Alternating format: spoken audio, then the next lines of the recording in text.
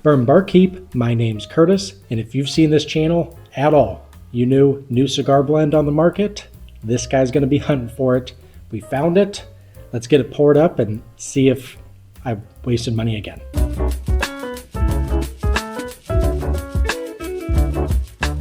I don't typically like to hype on the labels, not necessarily who made it, but in terms of design. But I got to give credit where credit's due.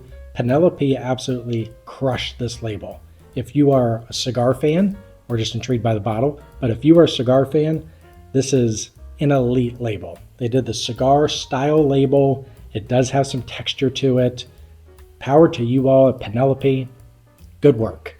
Now, onto the bottle at this point. This is the Cigar Sessions 1. Once again, tip of the cap to the cigar guy. I'm like, you could have called it Chapter 1, and I would have been like, eh. But Sessions? Yes, please. All in again. The guys over at Penelope collaborated with cigar makers, Descendant Cigars, and Stolen Throne Cigars. I do enjoy at least one of those names. Haven't smoked either. I don't know. Is this just an advertising, marketing ploy to get me to buy those? Because I'm intrigued. This guy, I thought it wasn't finished. Then I was reading on the website. This is finished in French oak staves. But ultimately, this isn't like what Joseph Magnus is doing, Old Elk is doing. Who else is out there? I don't know. Anyways, this is just going to be a blend of straight bourbon, the American light whiskey, and American single malt whiskey. So I almost wish they would have left the French oak staves out just to sit there and say, hey, we made a cigar blend that's not finished. I feel like that would have been a touch more rare, but I didn't see it anywhere on the label. This is strictly on the website. Once again, non-age stated, not on the label, but the website will tell you it's 6 years old. So I don't know why we're hiding things, but it's a treasure hunt that's not that difficult either. The mash bill in this guy is going to be 72% corn, 15% rye, 13% malted barley, coming in at 101 proof. Love that proof point on a cigar, blended whiskey, if you will. Mainly because I've mentioned this on previous episodes, I have to go to a cigar lounge most of the time to enjoy just a nice tobacco stick. And, you know, trying to be the obedient, responsible driver that I am, I want to bring something lower in proof. This guy fit in that bill. The Yellowstone Limited Edition 2024 put out a not cigar whiskey, but the finishes that they chose, I'm like, this is a cigar whiskey and I'm pumped about it. Came in at 101 proof. Gave him props. I don't want to sit there and bring Joseph Magnus popping off at almost 120 proof and then go driving with it. Not ideal. This guy, 101 proof. Let's go. Price at $80, which I feel like when we're talking about cigar blends, bourbon market at this point, fancy label, new release. You could have told me this was $120 and I feel like it probably would have been heavily sought after at the same time. So Penelope, bringing maybe value. I guess, is it value if it sucks? I don't know. I feel like I do. It's a no. Let's see if it does. I'm going in glass half full. I'm excited about it. Let's get a review underway.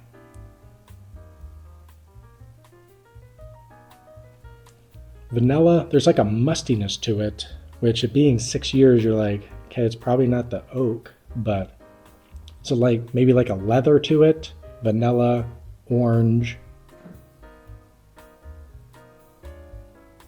Nice richness.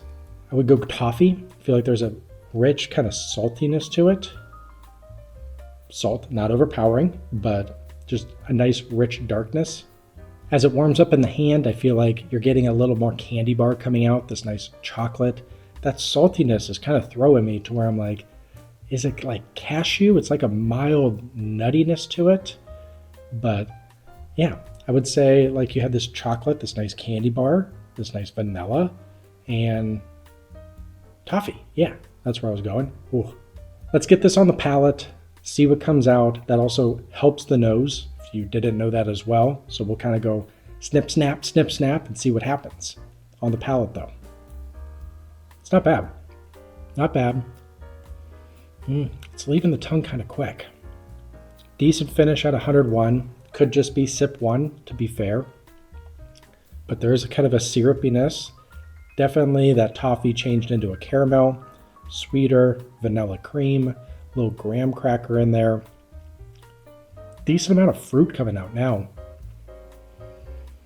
Red fruit. I feel like that would help you as well. Like a nice raspberry. Like there's like this nice rich red fruit, slight tartness, which is bringing me to that raspberry. Overall, pretty impressed. I do wish that it held on the tongue a little bit more.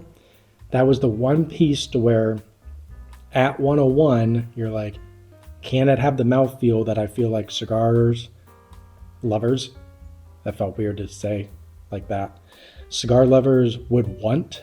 They're not looking, I mean, I'm not going to speak for all the cigar lovers, but they're not looking for the finish in the chest. I personally want it to linger on the tongue to kind of help with that pairing. I feel like at least on sip one, that would be a hole that I'd pick. Now, if I was grading this as just a whiskey, we don't care about the cigar piece of it, it's very good. I do think the palate is a little muddled. It's kind of all over the place to where it's, at least tonight, it's a little difficult to kind of pinpoint the notes. It just kind of feels a little jumbled. But let's do sip two. I'll see if anything else comes out in the nose and then report back. Sip two, interesting. I feel like the nose kind of went a little more muted, which I've never had that happen. Maybe I'm going to have a seizure soon and we'll just go with that, I guess. It'd be a weird night. But seems to be a little muted. I don't think a lot more came out. Maybe that red fruit was a little more pronounced on the nose, which you could expect at that point. When it comes to what's on the palate, if I'm poking holes, even whether it's whiskey or with a cigar, the mouthfeel leaves a little to be desired. I understand it's 101 proof to where maybe that's the give and take that they kind of went with, but as a cigar blend, not that you have to smoke with it, I just wish it had a little better mouthfeel. That being said, at least the tasting notes, they are good. It's a little jumbled, like I said still, but it's almost like this underripe peach.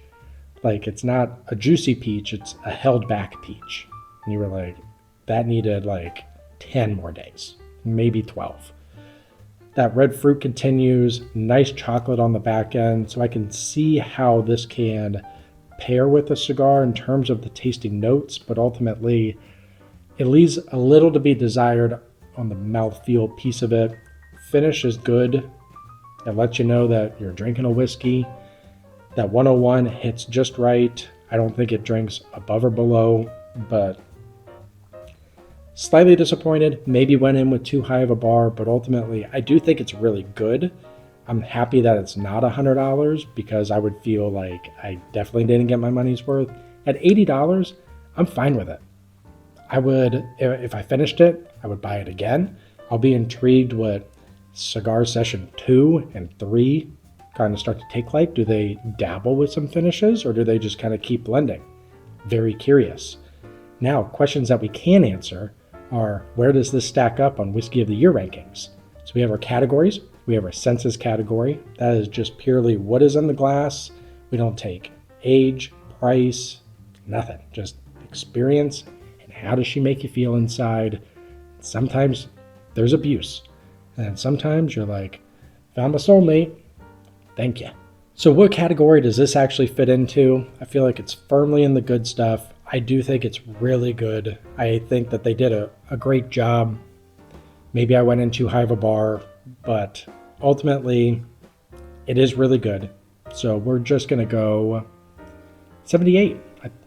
I think that it's something that you can sit with. I would be worried that even a medium plus bodied cigar would completely stomp on this. So I don't think that you're pairing this with Padron or Arturo Fuente. You like that? But if you're talking like, not even a Connecticut, just a medium-bodied Oliva, something fairly priced, easy to find, I think that this would stand up really well. I just don't think that these celebratory cigars that I typically reach for, I think it's just going to squash it and not going to stand up. But just as a pure whiskey, I think it's really good. there's definitely a place for it. So we'll go 78. Bang for the buck now. Now we're taking age, finishes, blending, whatever else we want to take into it into consideration. So at $80, did I get my money's worth? Would I pay above it? And would I just not? And I think 80 is fair. I definitely got my money's worth. If you told me it was 90, yeah, I probably would do it now that I've tried it. 100 would be a stretch to buy another one at that point. But I'll go up to 90. So bang for the buck score, got my money's worth, paid $10 above at pretty penny. We'll go 66. I don't know why. It just feels good. Gives a little credit to it. But ultimately, if you're a cigar guy, and especially if you're going to lounges a lot, it is good. If you like medium to medium light-bodied cigars, I think you're going to be perfectly fine with it. Like I said, I just wish that it just hung around a little bit more to kind of help with the pairing. And that's something that some of those higher proof blends pull off. Will Sessions 2 be higher proofed? Who knows, but pretty good. $80, yeah, pull the trigger.